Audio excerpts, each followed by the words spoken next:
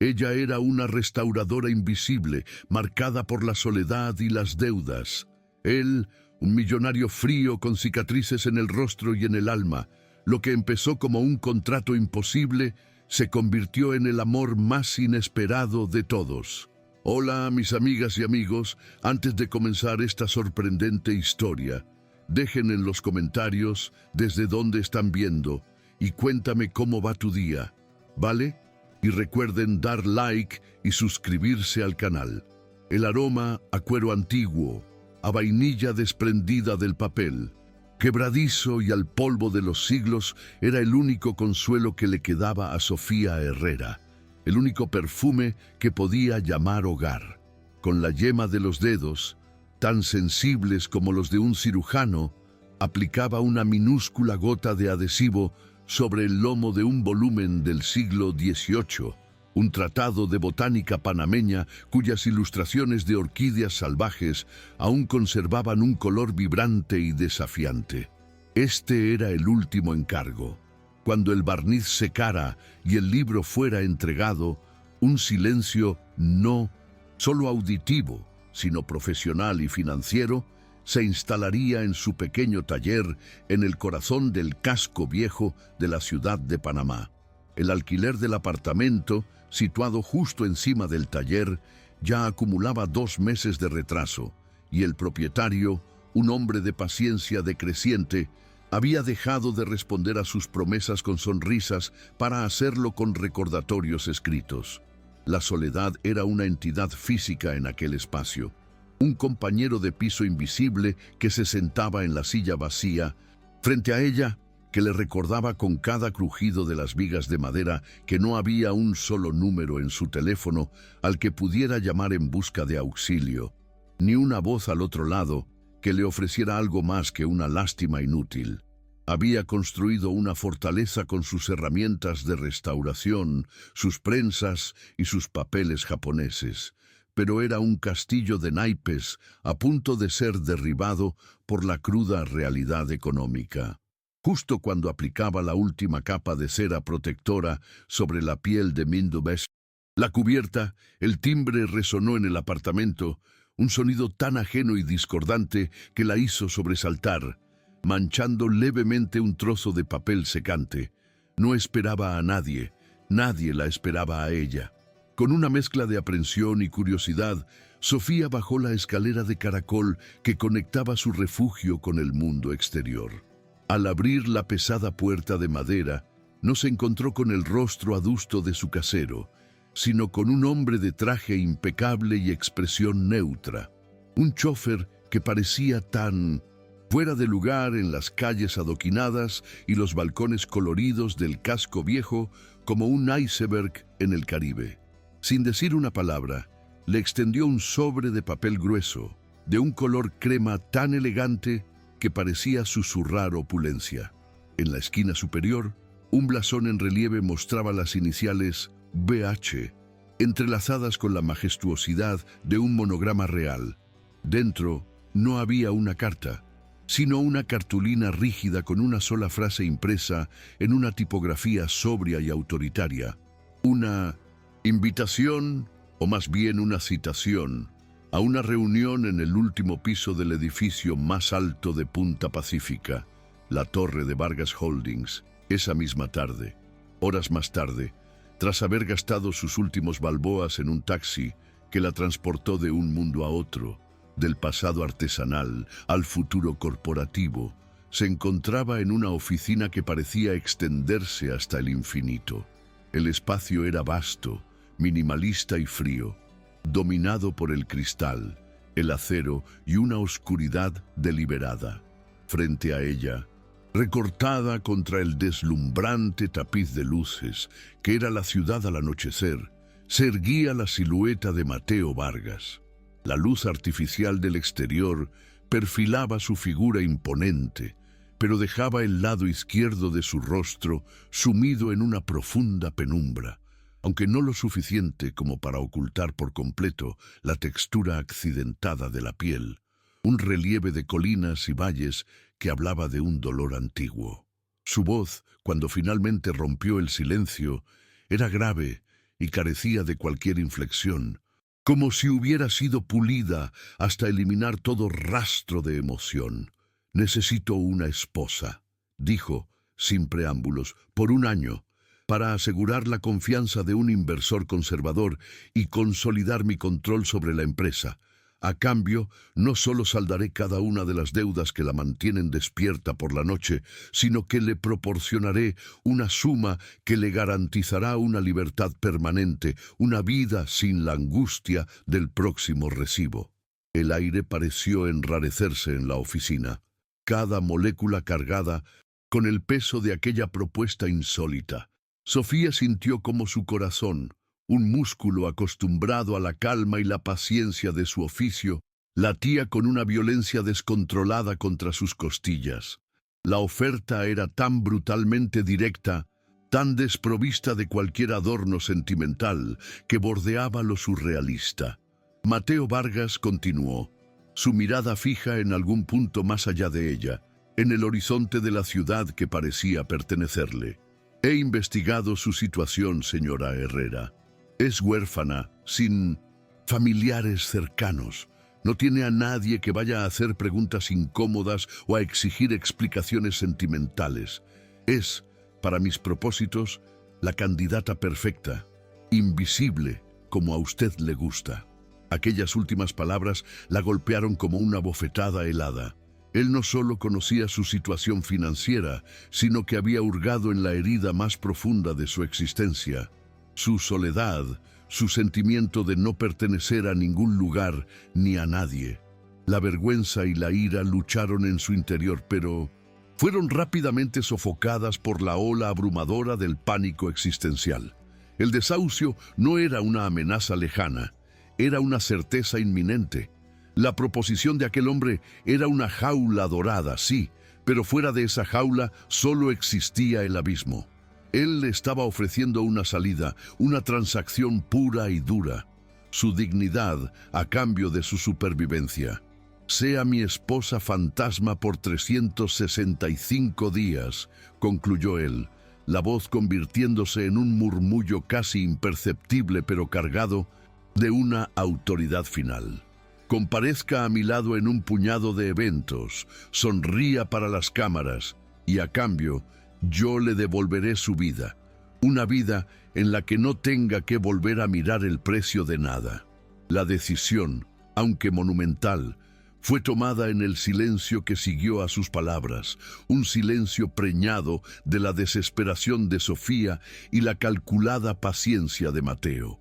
No había alternativa real. Aceptar era un salto a un vacío desconocido, pero rechazarlo era caer en uno que conocía demasiado bien. 2 días después se encontraron en una notaría anónima en un barrio discreto de la ciudad. El acto fue tan rápido, tan clínico y estéril como una transacción bancaria. No hubo flores, ni música, ni un solo invitado que atestiguara el enlace. Los testigos eran 2 abogados de Mateo, hombres de rostros impasibles, que firmaron los documentos con la misma eficiencia con la que revisarían cualquier otro contrato. Sofía llevaba un sencillo vestido blanco que había comprado en una tienda de segunda mano, una elección que le pareció irónicamente apropiada. Mateo vestía un traje oscuro que acentuaba su aura de poder y distancia. Cuando el notario los declaró marido y mujer, no hubo beso, ni siquiera un apretón de manos. Él simplemente le entregó una copia del certificado de matrimonio. El papel frío y oficial en sus manos se sentía como el verdadero contrato, el que detallaba la venta de un año de su vida. El nombre Sofía Herrera de Vargas la miraba desde el documento, una identidad nueva y extraña que no le pertenecía. En el trayecto de vuelta al rascacielos de Punta Pacífica, en el interior de un coche cuyo silencio era tan opresivo como el de un submarino, comprendió la magnitud de su pacto. Ya no era solo una mujer invisible para el mundo, ahora era una mujer que debía fingir ser vista, una esposa fantasma atada a un hombre que era, en sí mismo, un espectro. La puerta del ático se cerró a sus espaldas con un sonido suave y hermético, sellando el mundo exterior y encerrándola en lo que sería su nuevo hogar, su jaula. El lugar era aún más vasto e impersonal de lo que recordaba. Mármol blanco inmaculado se extendía bajo sus pies. Las paredes eran mayormente de cristal, ofreciendo vistas panorámicas de la ciudad y el océano que, en lugar de inspirar libertad, parecían subrayar su confinamiento. El mobiliario era escaso, de diseño, y tan incómodo a la vista como seguramente lo era al tacto.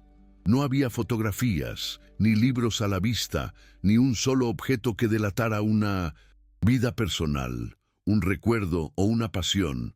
Era un catálogo de lujo, no un hogar. Mateo le ofreció un recorrido que consistió más en una delimitación de territorios que en una bienvenida. «Esta ala del apartamento será la suya», dijo, señalando un pasillo largo y silencioso. «Dispone de un dormitorio, un baño y un pequeño estudio. Mi dormitorio y mi oficina privada están en el ala oeste. La cocina y el salón son zonas comunes, pero dudo que coincidamos a menudo. La comunicación entre nosotros se limitará a lo estrictamente necesario para mantener la farsa. No haga preguntas personales, no espere respuestas». Le entregó una tableta delgada y ligera. «Este es nuestro calendario compartido. Aquí se registrarán todos los eventos públicos a los que debemos asistir, los detalles de su papel, su vestuario y los temas de conversación aprobados se le enviarán con 24 horas de antelación». ¿Alguna pregunta sobre el acuerdo? Sofía negó con la cabeza, incapaz de articular palabra. Se sentía como una empleada recién contratada recibiendo las directrices de su nuevo puesto, no como una esposa. La soledad que había sentido en su pequeño apartamento del casco viejo era una compañera cálida en comparación con el vacío gélido de aquel lugar. Esa primera noche, el insomnio fue su único compañero. Daba vueltas en una cama tan grande y cómoda que resultaba intimidante. Las sábanas de un hilo incontable se sentían frías y ajenas contra su piel. El silencio del ático era diferente al de su antiguo hogar. No era un silencio de paz, sino uno tecnológico, zumbante, el murmullo casi inaudible de un sistema de climatización y seguridad que la vigilaba constantemente. Incapaz de soportar la quietud, se levantó y descalza comenzó a explorar su prisión dorada. Paseó por el salón, donde las obras de arte moderno colgadas en las paredes parecían mirarla con fría indiferencia. Se asomó a la cocina, un laboratorio de acero inoxidable que probablemente rara vez se usaba para algo más que preparar café. Todo era perfecto, pulcro y sin alma. Fue en el estudio de Mateo, al que se asomó con vacilación, donde algo captó su atención. Entre los paneles de madera oscura que revestían una de las paredes, había una puerta que no encajaba. A diferencia del resto que eran de cristal o metal, esta era de madera maciza, antigua, con una cerradura de latón que parecía sacada de otra época. No tenía pomo, solo la ranura para una llave. Se sintió inexplicablemente atraída hacia ella, una fuerza magnética que emanaba de aquel anacronismo. Presionó la oreja contra la madera, pero no oyó nada. Intentó empujarla, pero estaba sólidamente cerrada. En aquel mausoleo de modernidad, esa puerta era un misterio, una promesa de que quizás, solo quizás, había algo más en Mateo Vargas que el CEO recluso y el contrato andante que había conocido. Había un secreto guardado a cal y canto, y Sofía, cuya vida entera se basaba en descubrir y restaurar los secretos guardados en objetos viejos, sintió por primera vez una chispa de algo que no era miedo ni desesperación, era una insaciable curiosidad. Pasaron varios días, un desfile monótono de horas vacías en las que Sofía se sentía más como un fantasma que como una esposa fantasma. Vagaba por su ala del ático intentando leer, pero las palabras se deshacían ante sus ojos, incapaces de competir con la abrumadora realidad de su situación. No volvió a ver a Mateo, salvo por breves instantes en los que él cruzaba el salón como una sombra fugaz, siempre hablando por teléfono en voz baja e intensa. Una tarde, mientras limpiaba por pura necesidad de hacer algo con las manos, encontró una pequeña llave antigua sobre uno de los estantes más bajos de un mueble en el pasillo, casi oculta tras una escultura abstracta. Era de hierro, con un diseño intrincado y un peso que hablaba de su edad. Su corazón dio un vuelco. Sabía, con una certeza instintiva, a qué puerta pertenecía. La tentación fue una batalla breve y perdida de antemano. Su naturaleza de restauradora, su necesidad de comprender lo que está oculto y dañado, era más fuerte que su miedo a las consecuencias. Con la llave en la mano temblorosa, se deslizó hasta el estudio de Mateo, rezando para que él no estuviera allí. La llave encajó en la cerradura con un clic satisfactorio y la puerta se abrió sin un solo quejido. El olor la golpeó primero, el mismo aroma celestial de su taller, pero multiplicado por 1000. Entró y se quedó sin aliento. Ante ella se extendía una biblioteca secreta, un santuario de 2 pisos revestido de caoba oscura, con estanterías que se elevaban hasta un techo abovedado. Miles de libros, encuadernados en cuero y tela, descansaban en perfecto orden. Un ejército de historias silenciosas esperando a ser leídas. Había una escalera de caracol de hierro forjado, sillones de cuero gastado y una única lámpara de lectura que arrojaba un círculo de luz dorada sobre una pequeña mesa. Era el alma del ático, el corazón que latía en secreto dentro del cuerpo frío y metálico del edificio. Se acercó a una estantería y rozó con los dedos el lomo de un ejemplar de Cumbres Borrascosas, notando que la encuadernación estaba ligeramente dañada. Le di una regla muy simple, señora Herrera. Una voz profunda y cargada de furia resonó desde la puerta, haciéndola girar con un sobresalto. Mateo estaba allí, su rostro más oscuro que nunca, la cicatriz en su mejilla contrayéndose por la ira. No haga preguntas y no invada mi privacidad. ¿Es tan difícil de entender? La tensión en la biblioteca era tan densa y palpable como el polvo de los libros antiguos. Sofía se quedó paralizada, con la mano aún suspendida en el aire cerca del libro, sintiéndose como una profanadora de tumbas descubierta en pleno sacrilegio. Los ojos de Mateo, normalmente opacos y distantes, ardían ahora con una intensidad gélida que la recorrió de pies a cabeza. Estaba furioso, pero debajo de esa ira ella pudo percibir algo más, algo que le resultó extrañamente familiar. Un pánico protector, el mismo instinto animal de una criatura que defiende su única guarida segura del mundo exterior. Él había construido esa fortaleza de acero y cristal para mantener a todos a distancia, pero esta habitación, este santuario de papel y tinta, era su verdadero refugio, y ella lo había violado. «Yo lo siento», balbuceó, las palabras sonando débiles e insuficientes. «Vi la llave y mi curiosidad. Soy restauradora, los libros me llaman». Su excusa pareció enfurecerlo aún. «Más, usted es mi empleada», espetó él, cada palabra afilada como un trozo de vidrio. «Y esta habitación no forma parte de sus deberes contractuales. Salga de aquí, ahora». No esperó a que ella obedeciera. Dio un paso adelante. La tomó suavemente, pero con firmeza por el brazo, y la condujo fuera de la biblioteca, cerrando la puerta a sus espaldas con un clic definitivo. Sofía escuchó el sonido de la llave girando en la cerradura 2 veces. El exilio fue instantáneo y absoluto. Sin embargo, mientras se alejaba, con el corazón martilleándole en el pecho por la humillación y el miedo, no podía dejar de pensar en lo que había visto. No solo los miles de libros, sino la vulnerabilidad cruda en los ojos del hombre que los atesoraba. Había cruzado una línea, sí, pero al hacerlo, había descubierto que detrás del monstruo corporativo existía un alma que sangraba. Después del incidente de la biblioteca, las ya altas murallas entre ellos se volvieron infranqueables. Mateo se movía por el Ático, con una cautela renovada, sus caminos nunca se cruzaban con los de ella, como si hubieran memorizado sus rutinas solo para poder evitarlas. La atmósfera se cargó de una electricidad silenciosa, una mezcla de resentimiento por parte de él y una extraña y nueva compasión por parte de ella. Sofía pasaba las horas intentando dar sentido al hombre con el que se había casado. ¿Quién era Mateo Vargas?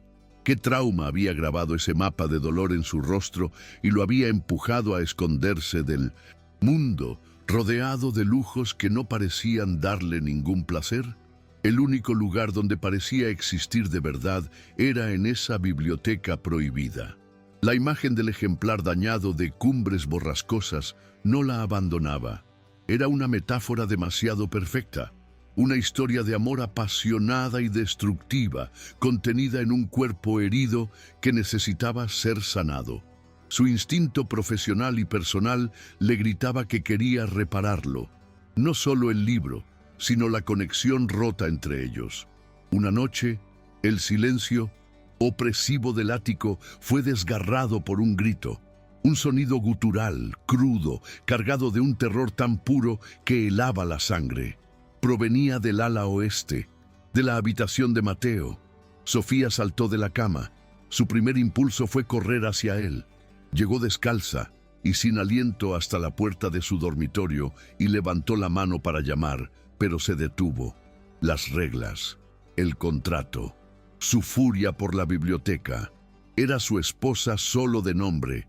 No tenía derecho a cruzar ese umbral, a ofrecer un consuelo que no le había sido solicitado.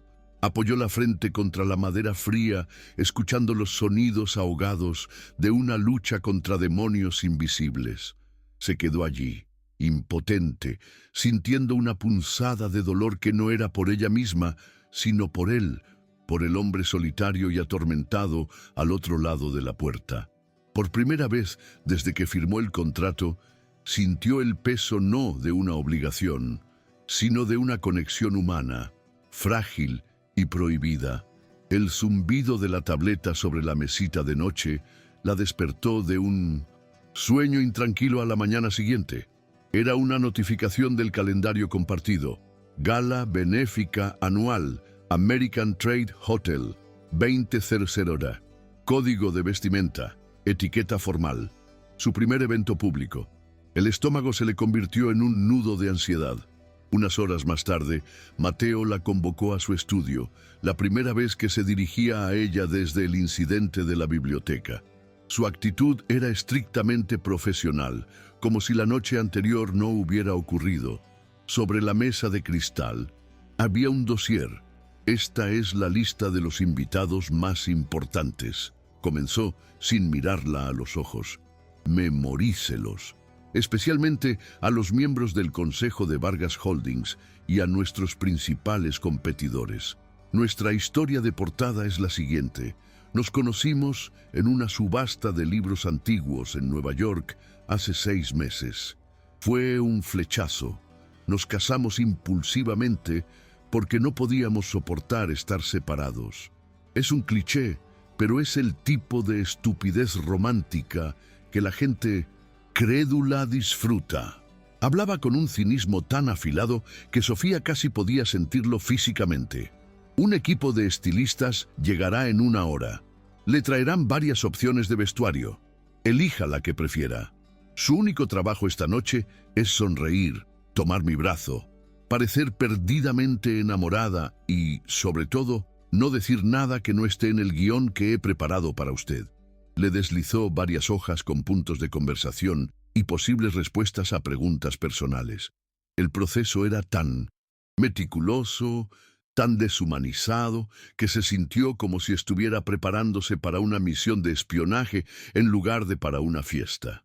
La jaula dorada de repente tenía barrotes mucho más visibles. La noche de la gala, Sofía se miró en el espejo de cuerpo entero y apenas reconoció a la mujer que le devolvía la mirada. Llevaba un vestido de seda de color esmeralda que se ceñía a su figura de una manera que la hacía sentir a la vez poderosa y expuesta. Su cabello estaba recogido en un elegante moño Y las joyas, prestadas, por supuesto, brillaban fríamente en su cuello y muñecas. Era una obra de arte, una creación diseñada para un propósito específico: ser la envidiable señora de Vargas. Cuando salió de su habitación, Mateo la esperaba en el salón. Llevaba un smoking a medida que le sentaba a la perfección, acentuando su altura y la anchura de sus hombros. Por un instante, cuando sus ojos se encontraron, Sofía vio un atisbo de algo en su mirada. Sorpresa, quizás incluso admiración. Pero desapareció tan rápido como había llegado, reemplazado por su máscara habitual de impasibilidad. Adecuada. Fue su único comentario. Le ofreció el brazo, y el contacto de su mano sobre la tela de su traje fue como tocar una estatua de mármol.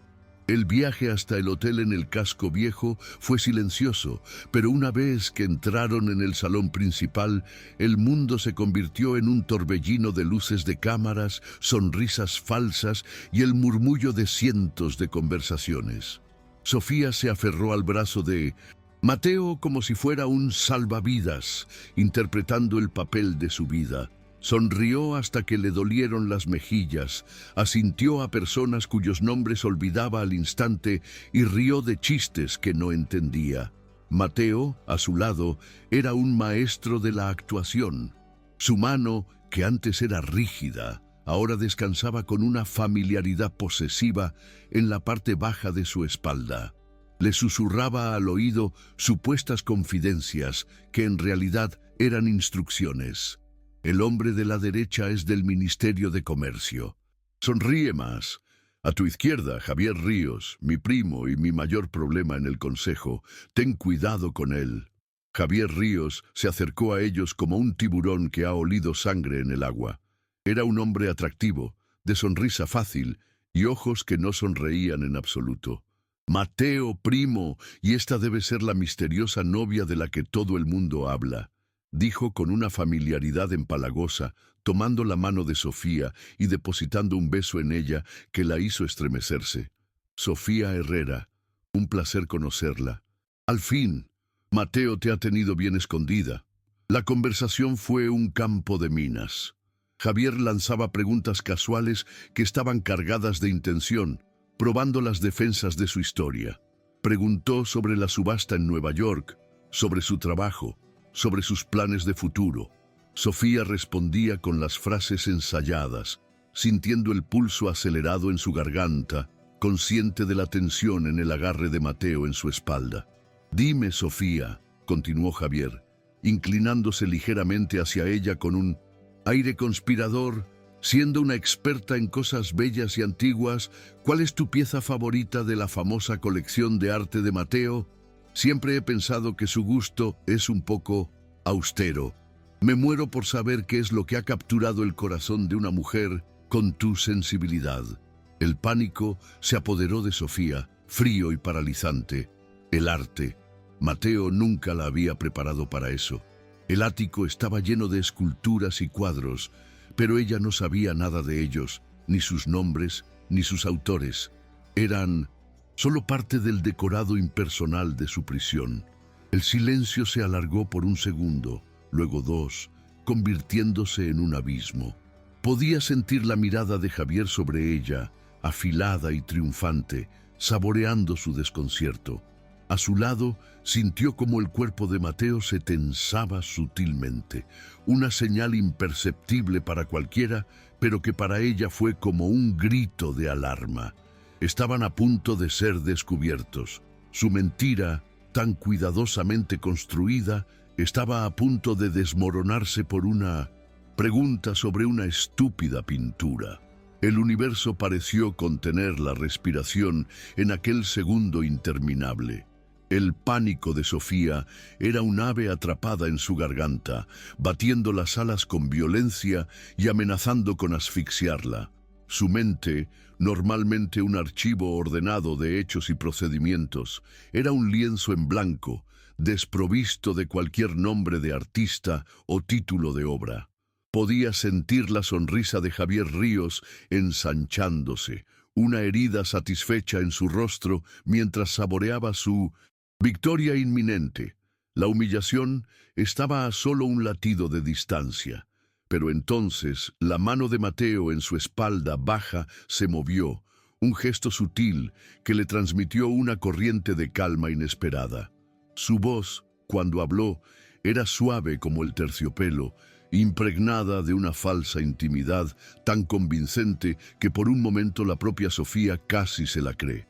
«Mi esposa es demasiado modesta para admitirlo, Javier», dijo, inclinando la cabeza hacia ella con una mirada de fingida adoración. «Pero ambos sentimos un afecto particular por el vuelo, la escultura de acero que preside nuestro vestíbulo.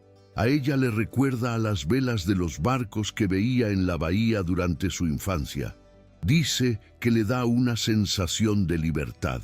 La mentira fue tan específica, tan imbuida de un detalle personal y poético, que resultó inexpugnable. Era perfecta. Javier parpadeó, su ataque frustrado por una defensa que no había anticipado. Mateo, sin darle tiempo a reagruparse, apretó suavemente la cintura de Sofía. «Si nos disculpas, primo, le prometí a mi esposa un baile antes de que se le cansen los pies». Y con esa frase, la alejó de allí, guiándola hacia la pista de baile con una fluidez que desmentía la furia que Sofía sabía que debía estar hirviendo bajo su superficie controlada. Mientras se movían al ritmo de una música que apenas registraba, rodeados de cuerpos y sonrisas, Sofía comprendió que estaba atada a un hombre que era, por encima de todo, un estratega consumado, capaz de convertir una derrota segura en una elegante retirada. El viaje de vuelta al ático se desarrolló en un silencio tan denso y pesado como el plomo. Sofía miraba por la ventanilla las luces de la ciudad pasar como estrellas fugaces, sintiendo la tensión que emanaba de Mateo en oleadas casi físicas. Él no la miraba, mantenía la vista fija al frente, su mandíbula apretada con tanta fuerza que el músculo de su sien se contraía rítmicamente. La burbuja de alivio que había sentido en la gala se había desinflado, dejando un residuo de pavor. Sabía que la reprimenda era inevitable, solo estaba siendo pospuesta. En cuanto las puertas del ascensor privado se abrieron en el ático, él se giró para enfrentarla, su autocontrol finalmente resquebrajándose. «Pudo haberlo arruinado todo», siseó, su voz baja pero cortante como un látigo. «Todo.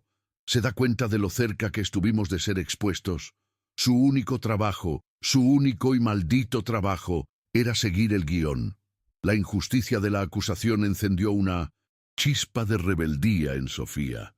El guión no incluía un interrogatorio sobre una colección de arte de la que no sé absolutamente nada, replicó ella, su propia voz temblando, pero no de miedo, sino de ira. «Usted me contrató para ser una esposa, no una experta en arte moderno.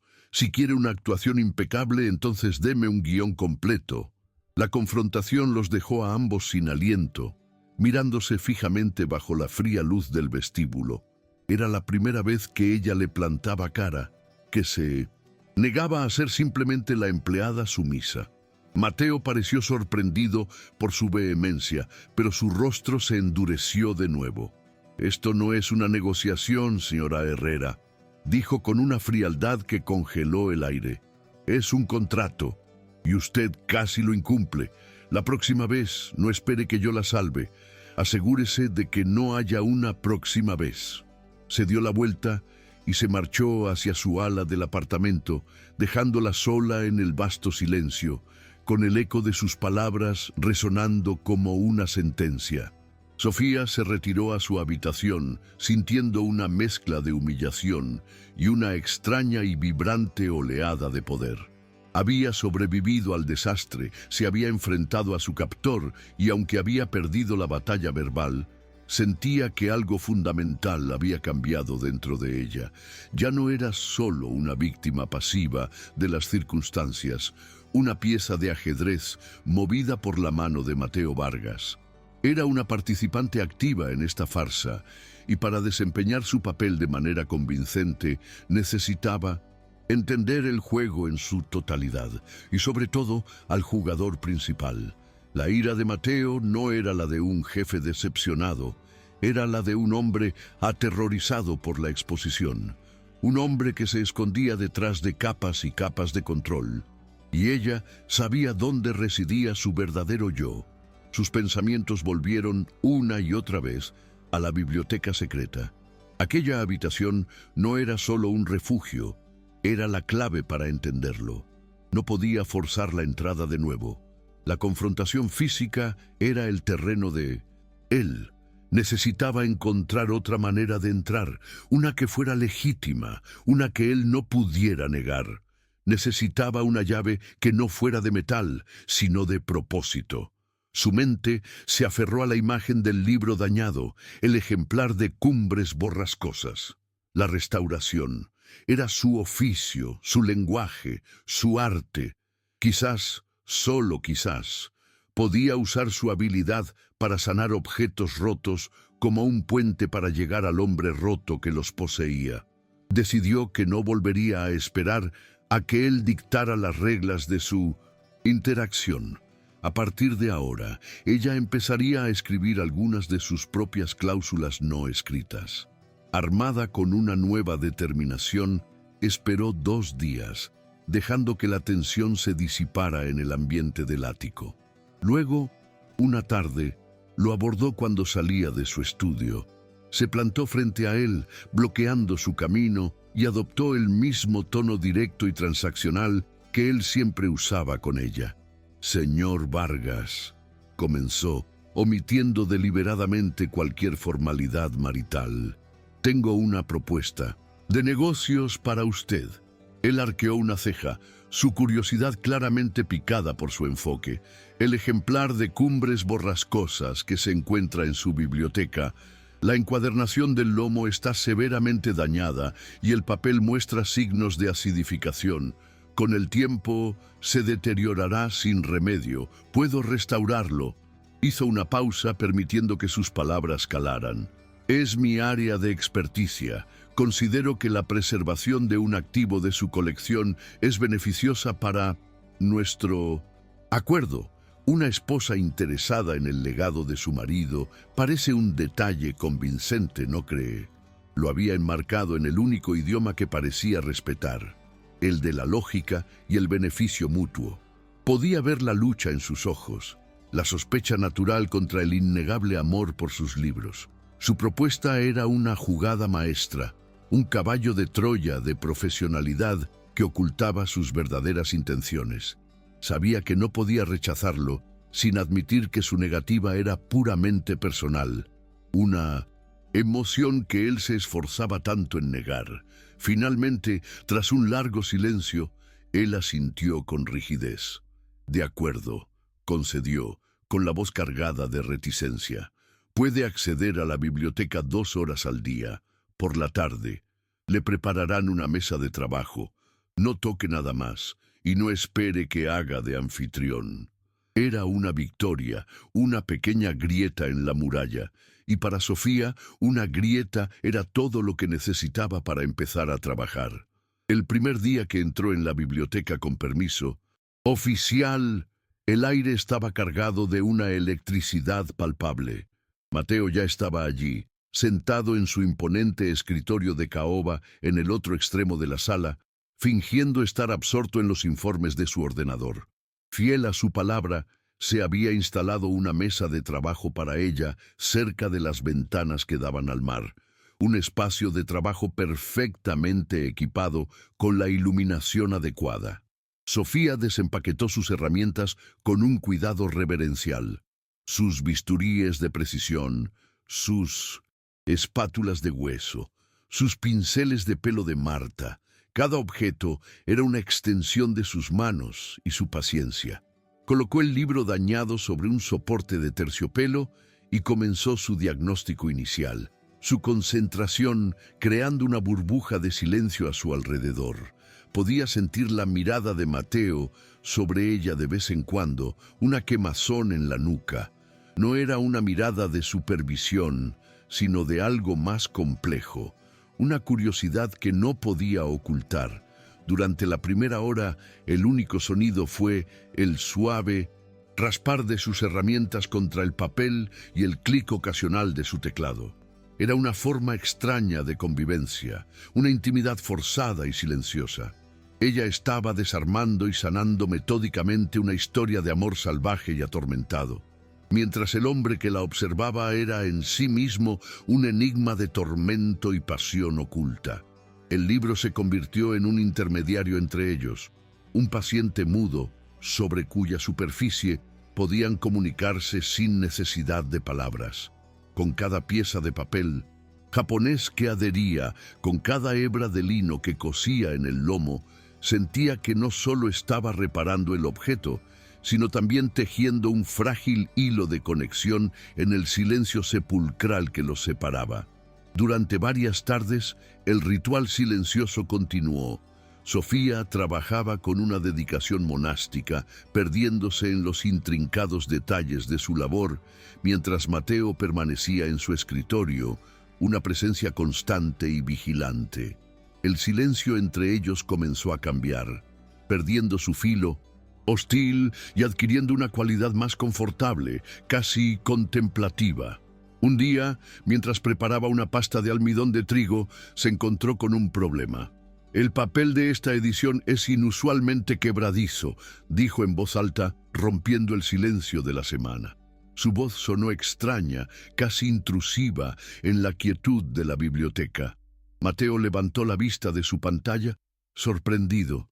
Es casi como si hubiera estado expuesto a una alta humedad en algún momento, pero la encuadernación no muestra daños por agua. ¿Sabe algo de su procedencia?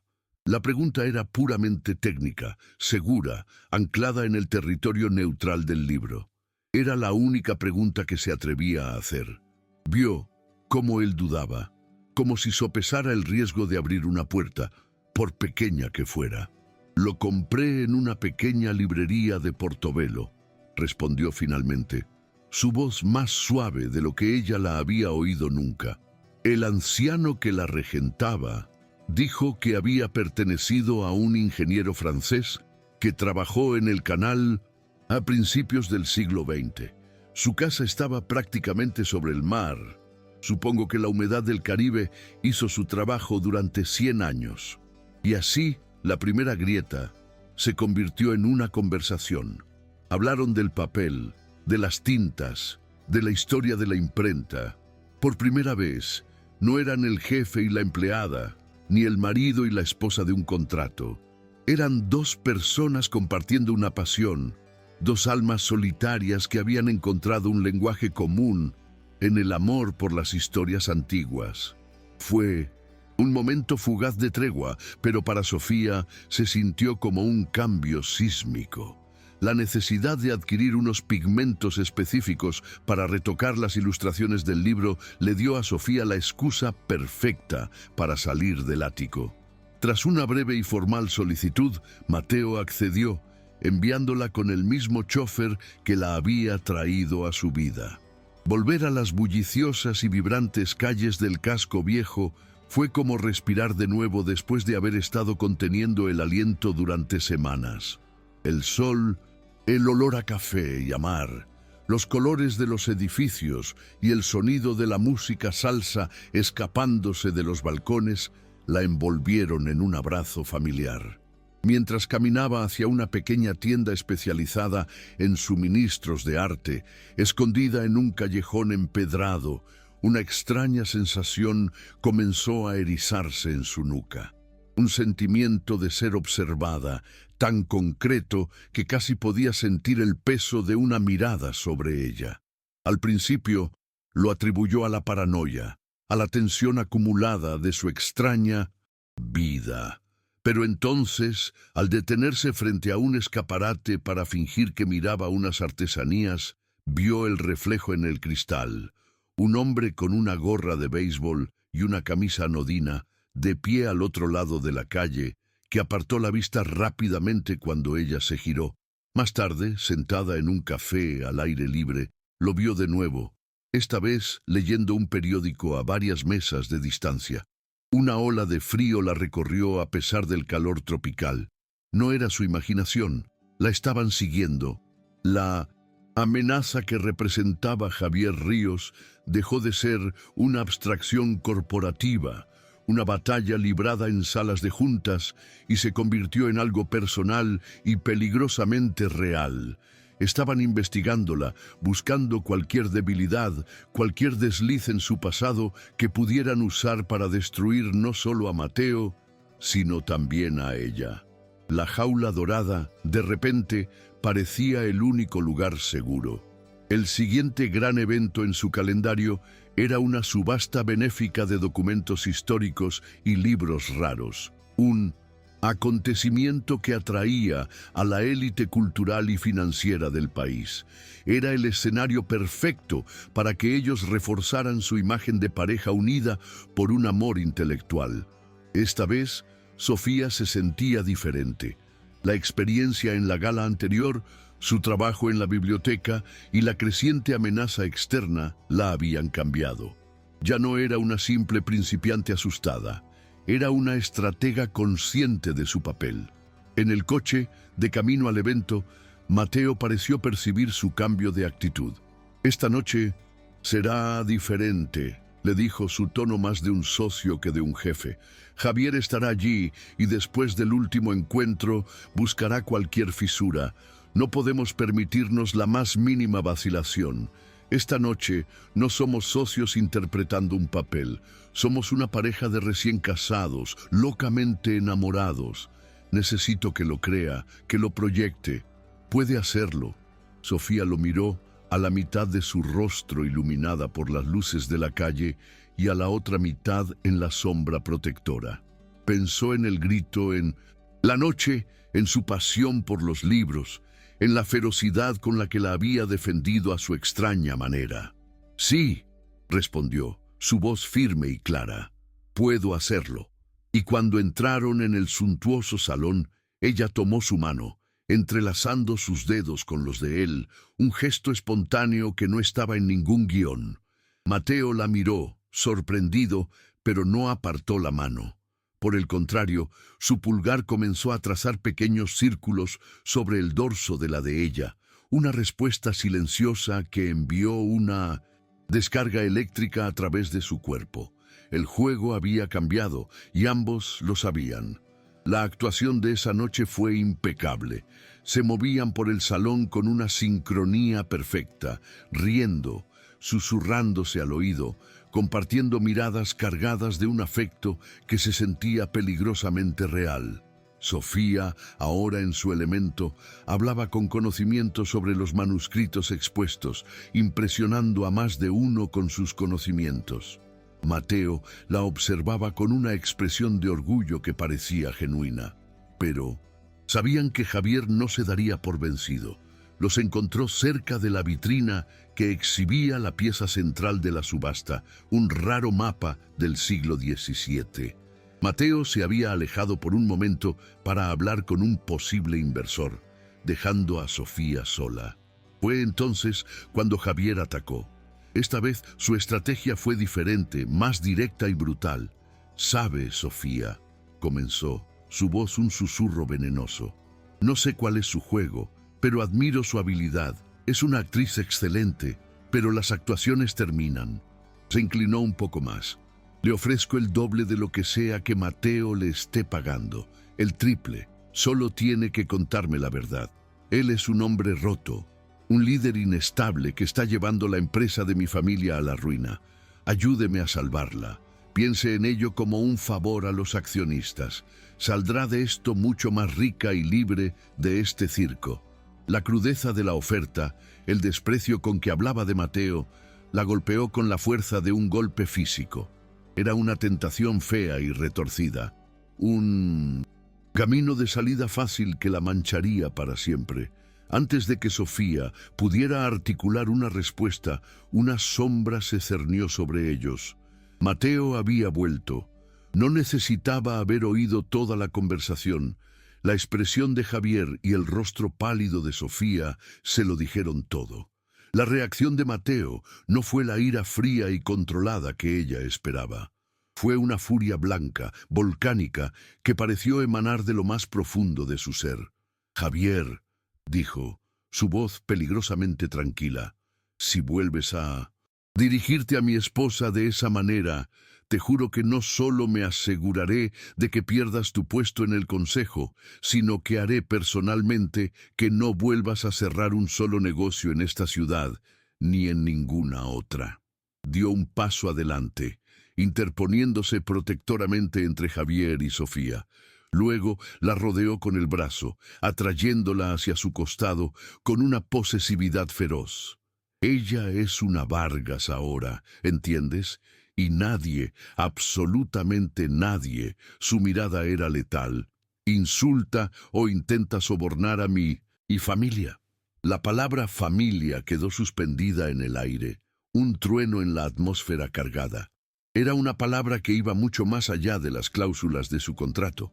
Una palabra que redefinía todo su acuerdo en un instante. Javier retrocedió, visiblemente intimidado por la intensidad de la amenaza de Mateo. Sin decir una palabra más, Mateo se dio la vuelta, manteniendo a Sofía pegada a su lado, y la condujo hacia la salida, dejando atrás la subasta, las miradas curiosas y a su primo humillado y furioso. El silencio en el coche de vuelta era de una naturaleza completamente diferente al de la última vez. No era un silencio de ira, sino uno cargado de adrenalina, confusión y una electricidad crepitante que llenaba el pequeño espacio. Sofía no dejaba de reproducir la escena en su mente, la ferocidad en la voz de Mateo, el uso de la palabra familia. La había defendido no como a un activo, sino como a algo precioso. Se giró para mirarlo. El perfil de su rostro estaba tenso, pero sus ojos, cuando se encontraron con los de ella, no eran fríos. Estaban llenos de una emoción turbulenta que no pudo descifrar. «Gracias», susurró ella, la palabra apenas audible por encima del zumbido del motor.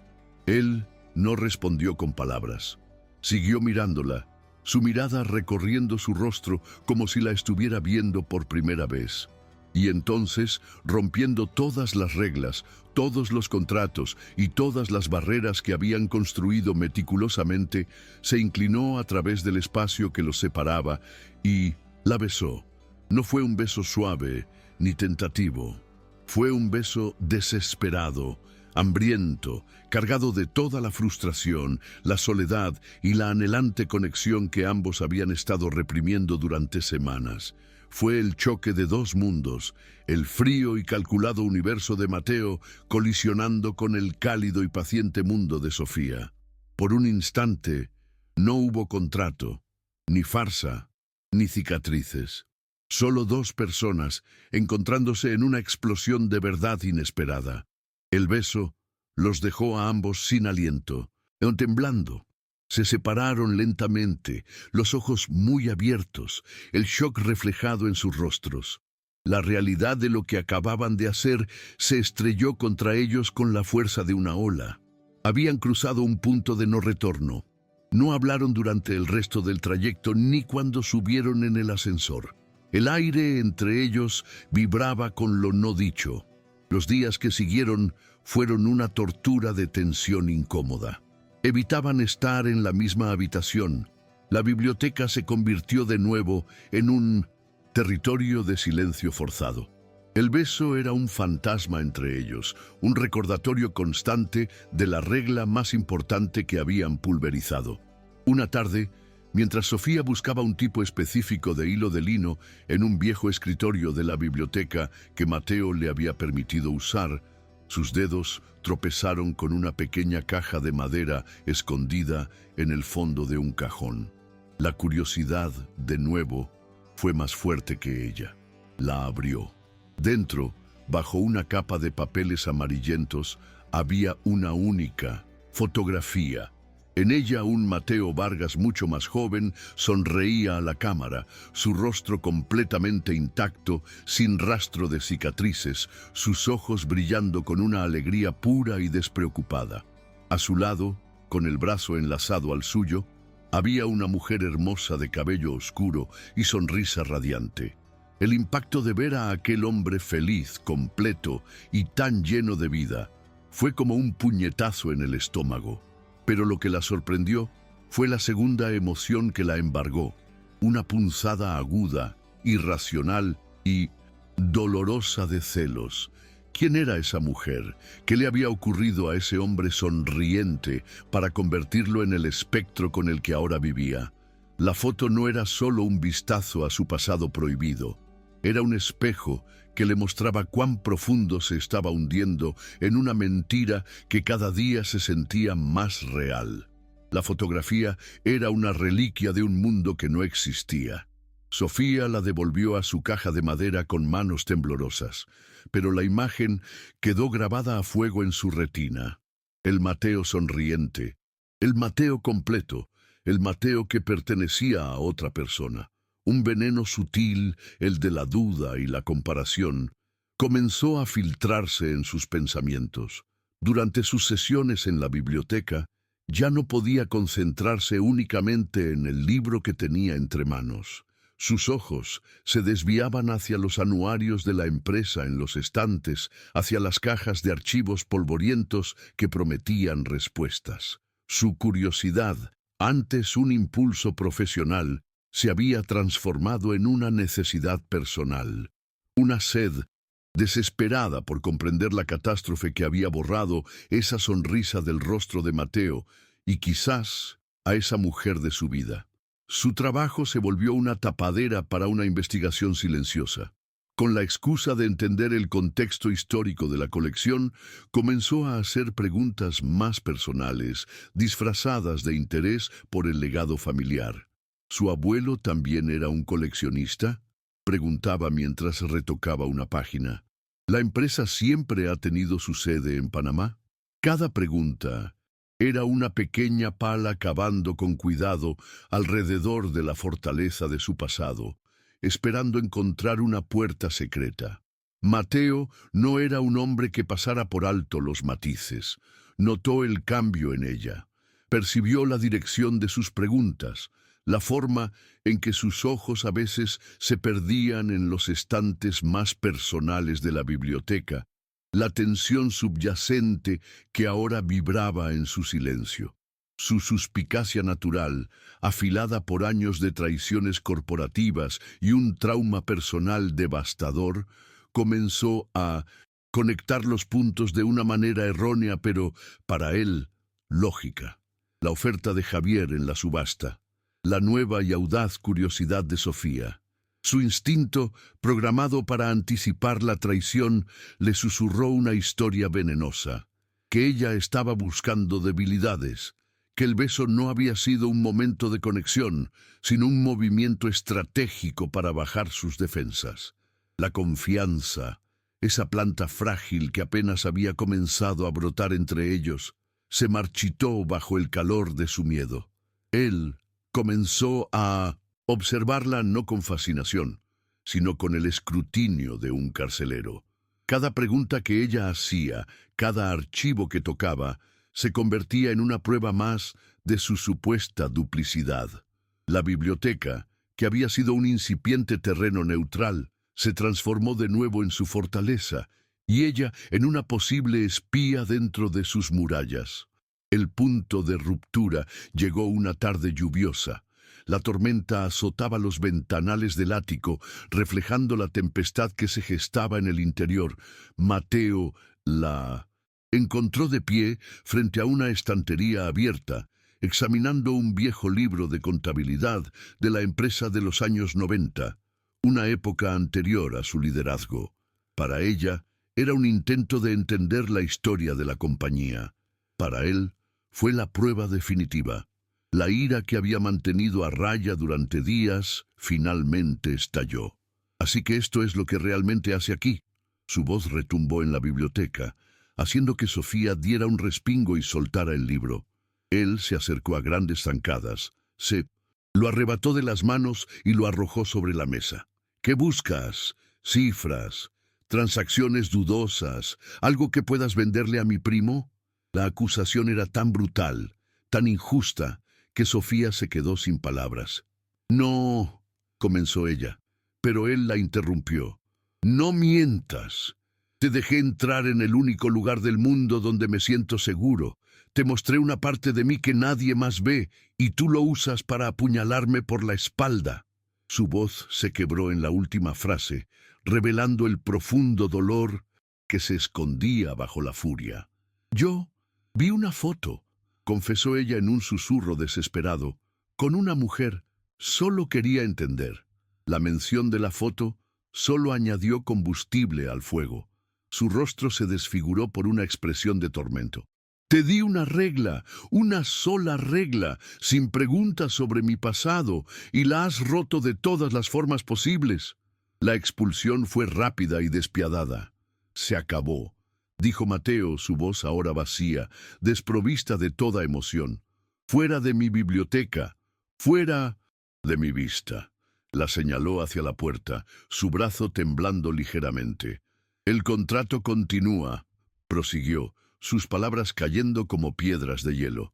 «Seguirás siendo mi esposa en público cuando sea necesario, pero aquí dentro, en esta casa, vuelve a ser lo que eras al principio, un fantasma.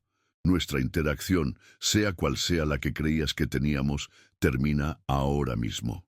Sofía lo miró, con el corazón hecho añicos. Vio en sus ojos no solo la furia, sino un miedo tan profundo y tan arraigado que la ahogaba. Estaba siendo castigada no por lo que había hecho, sino por lo que el trauma de él le decía que ella era capaz de hacer. No discutió, no suplicó. Salió de la biblioteca en silencio, y la puerta se cerró a su espalda con un clic que sonó como el fin del mundo.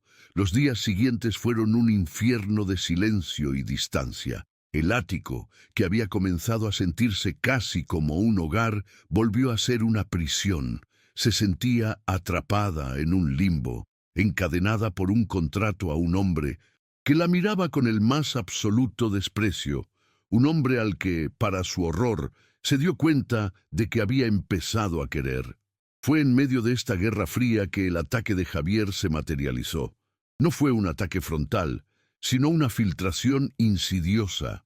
Un respetado periódico financiero publicó un artículo en su sección de cotilleos corporativos, citando fuentes anónimas cercanas al consejo de Vargas Holdings. El artículo hablaba de la preocupación por el precipitado y misterioso matrimonio del CEO con una desconocida cargada de deudas. Pero la daga final fue la publicación de unos registros financieros que mostraban transferencias de dinero a la cuenta del taller de Sofía desde una entidad offshore, una entidad que el artículo vinculaba sutilmente con una empresa pantalla conocida por ser utilizada por competidores de Vargas Holdings. La implicación era clara y devastadora. Sofía era una espía corporativa, pagada para infiltrarse en la vida de Mateo. La noticia se extendió como la pólvora. El Consejo de Administración, presionado por Javier, convocó una reunión de emergencia para invocar una cláusula de moralidad en los estatutos de la empresa y exigir la destitución de Mateo. La trampa se había cerrado y Sofía era la carnada y la prueba del delito, todo en uno. Sofía leyó el artículo en la tableta, encerrada en su ala del apartamento, y sintió que el suelo desaparecía bajo sus pies. La evidencia era una mentira, una fabricación tan ingeniosa que parecía verdad. Vio el genio malvado de Javier en cada palabra. Estaba atrapada, podía huir. El dinero que Mateo le había transferido, la suma que garantizaría su libertad, estaba seguro en una cuenta a su nombre. Podía hacer las maletas, desaparecer y dejar que Mateo se enfrentara solo a la carnicería. Una parte de ella, la parte herida y humillada por sus acusaciones, la instaba a hacerlo. Se lo merecía por haber desconfiado de ella, por haberla tratado como una criminal. Pero entonces pensó en el hombre que gritaba en sus pesadillas, en el coleccionista que le había hablado de libros con una pasión infantil, en el protector que la había defendido con una furia que iba más allá de cualquier contrato. Dejarlo ahora sería confirmar sus peores miedos, sería convertirse en la traidora que él ya creía que era. Y en ese momento de elección, entre la autoconservación y un instinto de lealtad que no podía explicar, Sofía supo que no podía correr. Se negaba a que una mentira destruyera a un hombre que ya estaba tan roto. Tenía que luchar, no por el contrato, ni siquiera por él, sino por la frágil verdad que había vislumbrado entre ellos. Su mente se puso a trabajar a una velocidad febril. No podía luchar contra Javier en su terreno. No entendía de finanzas ni de política corporativa, pero entendía de historia, entendía de documentos, entendía de secretos ocultos a plena vista. Su única arma posible estaba en la biblioteca, tras la puerta que ahora le estaba prohibida. Recordó haber visto, en una de las estanterías más altas, una serie de volúmenes encuadernados en cuero con el monograma del abuelo de Mateo, el fundador de Vargas Holdings. Eran sus diarios personales, considerados por todos como simples reliquias sentimentales. Era una posibilidad remota, una aguja en un pajar, pero era la única que tenía. Necesitaba volver a entrar. Esperó hasta la madrugada, cuando el ático estaba sumido en el más profundo silencio. Se deslizó fuera de su habitación y se dirigió al estudio de Mateo. La puerta de la biblioteca estaba cerrada como esperaba, pero esta vez no se rindió. Volvió a su habitación y regresó con una de sus herramientas más finas, una espátula de acero flexible y delgada como una hoja de papel. Con la paciencia de una cirujana y la habilidad de una ladrona, trabajó en la vieja cerradura. No era un acto de desafío, sino de desesperación. Tras varios minutos que parecieron horas, oyó un suave clic. La puerta se abrió. Una vez dentro, corrió hacia la estantería, subió la escalera de caracol y tomó los diarios. El tiempo era su enemigo. Se sentó en el suelo, con la única luz de una pequeña lámpara de escritorio, y comenzó a examinar los volúmenes. No los leía por su contenido narrativo, sino con la mirada de una experta, analizando el papel, la tinta, buscando anomalías, anotaciones marginales, cualquier cosa que pudiera haber pasado desapercibida. Pasó horas revisando entradas sobre negocios, cenas familiares y reflexiones personales. Estaba a punto de rendirse cuando, en el último diario, encontró lo que buscaba. En una página que detallaba la redacción de los estatutos de la empresa, había una nota al margen, escrita con una tinta ligeramente diferente, casi desvaída. La caligrafía del abuelo era clara. La cláusula de sucesión debe ser inexpugnable ante ataques personales. La integridad de un líder se mide en sus balances, no en su vida privada. Esta regla se establece para proteger a esta familia de sí misma, para evitar que la envidia y la ambición de sangre destruyan lo que el trabajo ha construido. Era la bala de plata, el espíritu de la ley, escrito de puño y letra por el fundador. La maniobra de Javier no solo era inmoral, era una violación directa de la intención fundacional de la empresa. Sofía fotografió la página con su teléfono, su corazón latiendo con una mezcla de triunfo y terror. Tenía el arma, ahora solo tenía que encontrar el valor para usarla.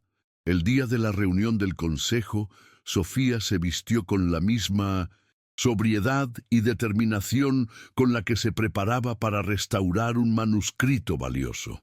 Llegó a la sede de Vargas Holdings sin ser anunciada y se dirigió directamente a la sala de juntas del último piso. Cuando entró, el silencio fue absoluto. Todos los miembros del consejo estaban allí, un círculo de rostros graves y expectantes. Javier la miró con una sonrisa de suficiencia, creyendo que su presencia era una especie de rendición desesperada. Mateo, de pie en la cabecera de la mesa, la miró con Una expresión indescifrable de ira, sorpresa y un destello de miedo por ella. Ignorándolos a todos, tomó asiento en una silla vacía junto a la pared, convirtiéndose en una observadora silenciosa. Javier comenzó su presentación, su voz llena de una falsa preocupación. Desplegó su narrativa, presentó los registros financieros manipulados y pintó a Sofía como una estafadora y a Mateo como el tonto que había caído en su trampa. Su juicio está nublado, concluyó, dirigiéndose al consejo. Ha puesto en peligro la reputación y la seguridad de esta empresa por un capricho personal. Les insto a que voten para destituirlo, por el bien del legado de su abuelo. Justo cuando el presidente del consejo se disponía a iniciar la votación, Sofía se puso en pie. «Pido la palabra», dijo, su voz tranquila pero firme, resonando en la sala cargada de tensión. Mateo dio un paso hacia ella.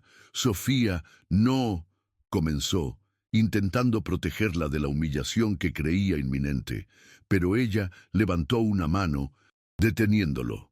«Tengo algo que el consejo necesita ver». Caminó hacia la gran mesa de conferencias y colocó su teléfono en el centro, proyectando la imagen del diario en las grandes pantallas de la sala.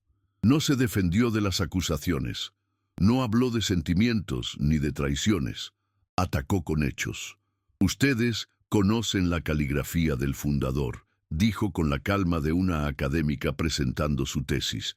«Y como experta en documentos antiguos, puedo asegurarles la autenticidad de esta tinta y de este papel. Esta es una anotación hecha por el propio Rodrigo Vargas, el día que firmó los estatutos que ustedes pretenden usar hoy». Y entonces leyó la nota en voz alta. Cada palabra cayó como un martillo sobre el argumento de Javier. No estaba salvando el día con una apelación emocional, sino con precisión histórica, con un respeto por el legado que superaba con creces el de su propio nieto, Javier. Revirtió la narrativa por completo. Ya no era la estafadora, sino la guardiana de la verdadera voluntad del fundador. El efecto en la sala fue inmediato y devastador para Javier.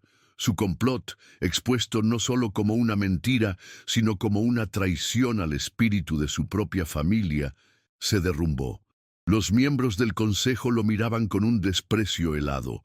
La votación se llevó a cabo, pero no fue para destituir a Mateo, sino para iniciar una investigación sobre las acciones de Javier. En medio del aturdido silencio que siguió, mientras Javier recogía sus cosas, derrotado, Mateo se acercó a su maletín. Sacó un documento, un fajo de papeles grapados que Sofía reconoció al instante. Su contrato de matrimonio. Lentamente, metódicamente, lo rompió por la mitad, y luego otra vez, dejando caer los pedazos sobre la mesa. Se giró para mirar al consejo, pero sus ojos estaban fijos en Sofía, y en ellos había un universo de arrepentimiento, gratitud y una admiración abrumadora. «Este contrato está terminado», declaró, su voz clara y fuerte, «porque mi matrimonio es real». Y delante de todos, esos hombres de negocios poderosos y cínicos, cruzó la sala, tomó la mano de Sofía y la levantó para besarla, no con la pasión desesperada del coche, sino con una ternura y una reverencia que lo decían todo. 6 meses después, el sol de la tarde se filtraba a través de los grandes ventanales de un taller impecable en el casco viejo. El aroma a cuero y papel nuevo se mezclaba con el de la madera recién pulida. El atelier de Sofía Herrera se leía en una discreta placa de latón en la puerta.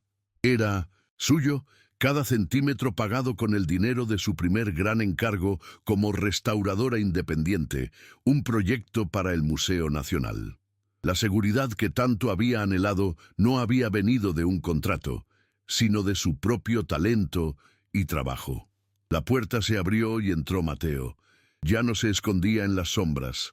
La luz del sol bañaba su rostro y las cicatrices ya no eran un mapa de dolor, sino simplemente parte de la topografía de su cara. las marcas de un hombre que había sobrevivido. Se acercó a ella y la besó suavemente, un gesto fácil y familiar. ¿Lista para ir a casa?, preguntó. Ella sonrió, una sonrisa genuina y plena. Estaban trabajando juntos en un proyecto personal, la restauración del diario del abuelo, no como una prueba, sino como un tesoro familiar. Sus manos se encontraron sobre la página amarillenta, la de él grande y marcada, la de ella pequeña y hábil. En la quietud de la tarde, rodeados de historias esperando ser sanadas, se dieron cuenta de que habían logrado lo imposible. Habían tomado una relación construida sobre la mentira y, con paciencia, valor y una confianza ganada a pulso, la habían restaurado hasta convertirla en la verdad más bella de todas.